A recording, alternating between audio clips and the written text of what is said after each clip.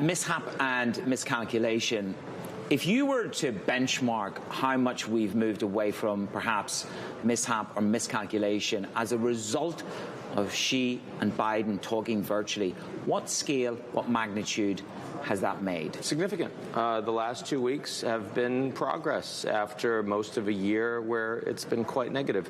And it's culminated in the 3+ hour conversation between Biden and Xi. But before that, we had a very meaningful decision by the Chinese government that they were going to engage directly with the Americans and with John Kerry specifically on climate. These things are not breakthroughs, but they are a radically different mood. And it makes it completely clear that there's no one out there that can credibly say, oh, the U.S. and China are in a Cold War or heading to a Cold War. The markets all love that. I'm an Irishman living in Dubai that hasn't managed to be in the States for the past 2 years. Well, I apologize for all of that. It's all right. Yeah. Hopefully I'll get there in the next 6 months. Does the domestic audience of America care about Joe Biden talking to Xi? Is it a real issue? Well, Ron Klain is basically prime minister of the Biden administration, and he thinks it's an issue. So it's an issue.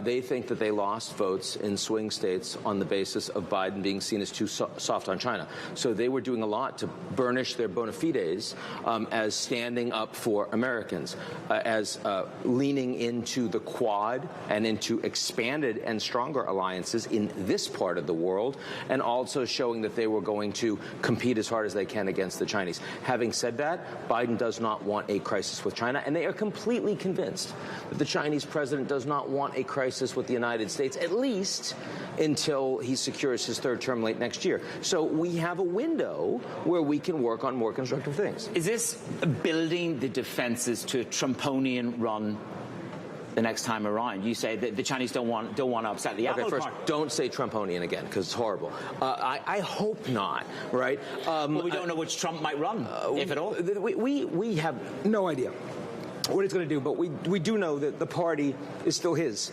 and the Republicans around him on January 6th, and after January 6th, the second impeachment, thought that they could let it go because after he's no longer president, he won't be as relevant. They were wrong. And so if Trump wants a nomination, he can probably get a nomination. And certainly in Washington, both sides of the establishment are even terrified of where we are heading with the 2024 election. We're in Daybreak Middle East, so let's just pivot for a moment. Yeah. Because every day Yusuf and I talk about oil, and we talk about Iranian oil barrels and the risk coming back on the table.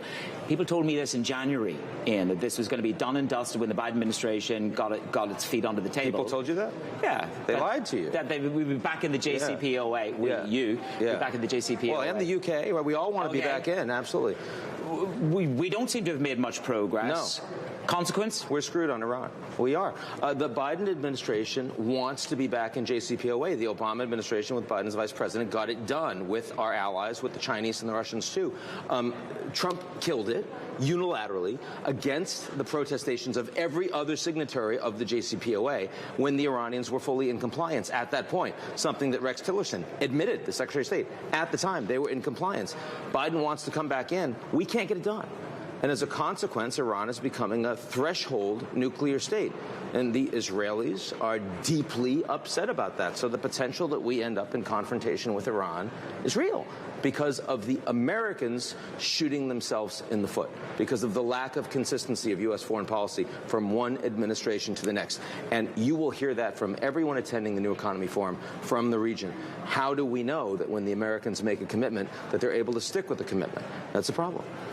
So you see a higher risk, potentially, of conflict in Iran than you do of something going hot in Asia? In the near term, absolutely. To get a sense of the Biden administration's policy in the Middle East with Saudi Arabia, it's inextricably linked to what they do. They've been asking for help from Saudi Arabia and OPEC Plus to open the taps and add more oil. It's fallen on deaf ears. Yeah, we saw OPEC doing 400,000 more barrels, right? So the view from OPEC is that demand is going to be more constrained over the coming months, in part because of continued COVID scarring.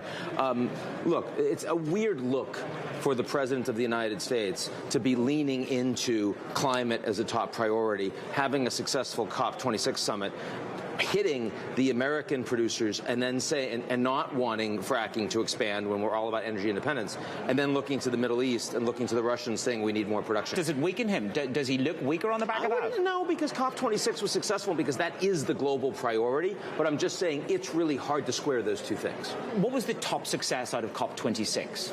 The top success is that we have now passed the tipping point on understanding that fossil fuels have a sell-by date.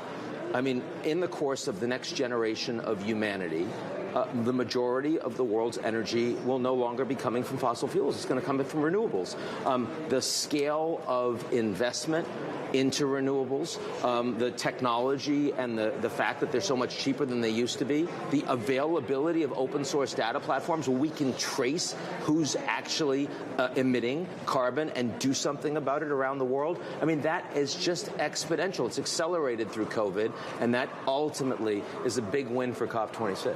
Part of the conversation I've been having, I had Minister Rene Almashach, he'll join me again here, and the Danish energy minister was, look, man, a lot of people make commitments, but of course the UN climate agreement doesn't have teeth. It doesn't have that ability to police really, really well. How does the world police itself better in regards to climate? Well, you notice I didn't talk about whether or not those commitments were going to happen. My optimism doesn't come from a nominal 2050 plan from the U.S., 2060 plan from China, 2070 plan from India. My optimism comes from the fact that actual money is moving fast into renewables. And it's moving into renewables because government policy over the past decade has made that more feasible. That's the win. I mean, people here want a return on their investment. They're not willing to just throw money into something that's not going to lead to that return. And they see that renewables is the future. They think that throwing money over 10 years into fossil fuels is a loss for them. That's why you get optimistic. And then the governments can follow.